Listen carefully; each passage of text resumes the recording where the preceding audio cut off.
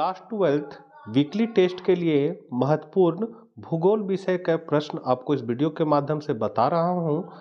Channel पर पहली बार हैं तो जरूर सब्सक्राइब कर लें। तो चलिए हम लोग आज कुछ नया सीखते हैं।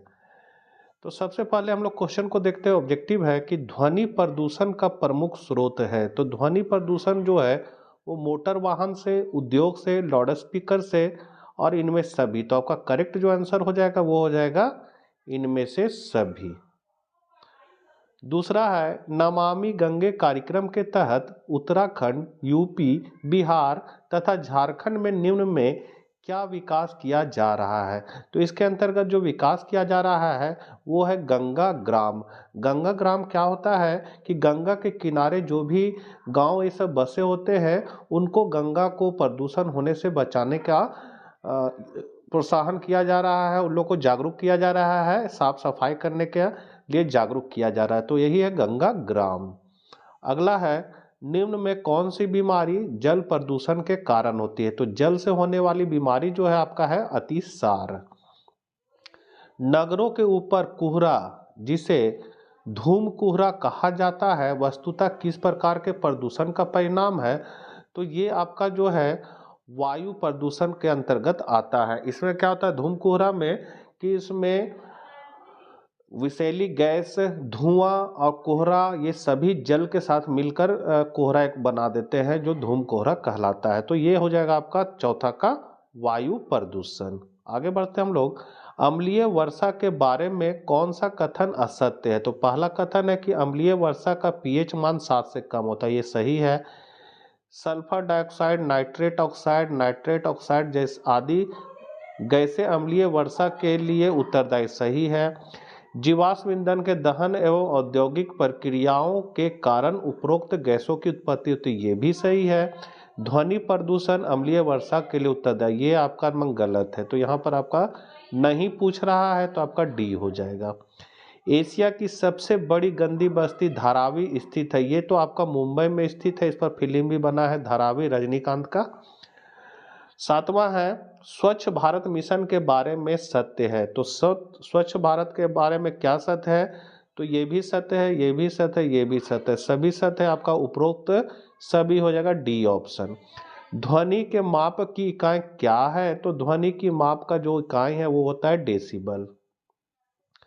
WHO के ग्रीन लिस्ट में विश्व के 10 सर्वाधिक प्रदूषित स्थलों में भारत के किस एक शहर को रखा गया है। तो ऐसे तो दिल्ली सबसे गंदा शहर माना जाता है, सबसे प्रदूषित शहर माना जाता है, लेकिन यहाँ पर दिल्ली ऑप्शन में नहीं दिया है। तो यहाँ पर मेरे हिसाब से आप लोग इसका आंसर देख सकते हैं क्या होगा, किताब में ढूंढ लीजिएगा। मेरे हिसाब से ये धनबाद झारखंड होना चाहिए।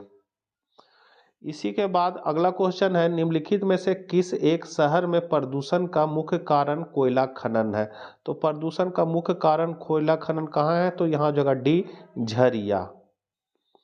अगला है भू निम्नीकरण से क्या अभिप्राय। तो भू निम्नीकरण का अर्थ होता है भूमि के गुणों का ह्रास होना, मतलब भूमि में जो उर्वरा शक्ति होती है उसका ह्रास होना ही भू निम्नीकरण कहलाता है। अगला क्वेश्चन है धूम कोहरा क्या होता है। तो धुआं तथा धूल कणों का कोहरे में उपस्थित जल की बूंदों के साथ संयोग होने से धूम कोहरा बनता है। इसमें घरों, कारखानों तथा वाहनों में प्रयुक्त ईंधनों के दहन में बनी विषैली गैसें भी मिली होती है। मतलब धूम कोहरा में क्या होता है तो धुआं, धूलकण, कोहरा, जल और विषैली गैस ये सभी मिली होती है। अगला क्वेश्चन है नमामि गंगे कार्यक्रम के बारे में लिखे। तो नमामि गंगे कार्यक्रम एक एकीकृत संरक्षण मिशन है। संरक्षण किसका। तो गंगा नदी का, जिसे जून 2014 में केंद्र सरकार द्वारा फ्लैगशिप कार्यक्रम के रूप में अनुमोदित किया गया था, जिसका बजट परिव्यय 20,000 करोड़ रुपए है, जिसका उद्देश्य राष्ट्रीय नदी गंगा के प्रदूषण में प्रभावी कमी, संरक्षण और कायाकल्प के दोहरे उद्देश्यों को पूरा करना है। अगला है पर्यावरण प्रदूषण और प्रदूषक से आप क्या समझते हैं। तो पर्यावरण प्रदूषण का मतलब है पर्यावरण में अवांछित पदार्थों या ऊर्जाओं का प्रवेश होना, वहीं प्रदूषक वे पदार्थ होते हैं जो पर्यावरण को दूषित करते हैं। अगला क्वेश्चन है, भारत में नगरीकरण के कारण उत्पन्न हुई पर्यावरणीय समस्याओं के बारे में लिखिए। मतलब नगर जो बनते जा रहा है, नगर बसते जा रहा है, उससे क्या क्या समस्याएं पर्यावरण में उत्पन्न हो रही है, उसी के बारे में लिखना है। तो ये समस्या, भारत में नगरीकरण के कारण कई तरह की पर्यावरणीय समस्याएं पैदा हुई है। इनमें से कुछ प्रमुख समस्याएं ये है। तो पहला समस्या आपका प्रदूषण, प्रदूषण बढ़ता है। कचरा निपटना, कचरा का निपटान कैसे करना है, तो ये एक समस्या हो जाती है। आप लोग शहर में देखते होंगे, बगल में अगर जमीन कोई खाली है तो उस पूरा मोहल्ला का कचरा उसी में फेंकेगा। तीसरा है वन क्षेत्र में कमी, क्या कि वनों को काटकर धीरे धीरे घर के लिए तैयार किया जाता है, उसमें वन में कमी आ जाती है। कृषि योग्य भूमि में भी कमी हो जाती है। ट्रैफिक की समस्या बढ़ जाती है और झुग्गी बस्तियों की संख्या बढ़ जाती है। अगला है जल प्रदूषण के कारणों तथा प्रभावों की व्याख्या कीजिए। तो जल प्रदूषण किस कारण से होता है, तो पहले हम लोग कारण को देखेंगे। पहला है औद्योगिक कचरा, दूसरा है कृषि में अनुचित गतिविधियां, जैसे हम लोग रासायनिक खाद बीज का प्रयोग करते हैं जिससे मिट्टी दुषैली हो जाती है, विषैली हो जाती है, तो ये भी जल प्रदूषण का कारण बनती है।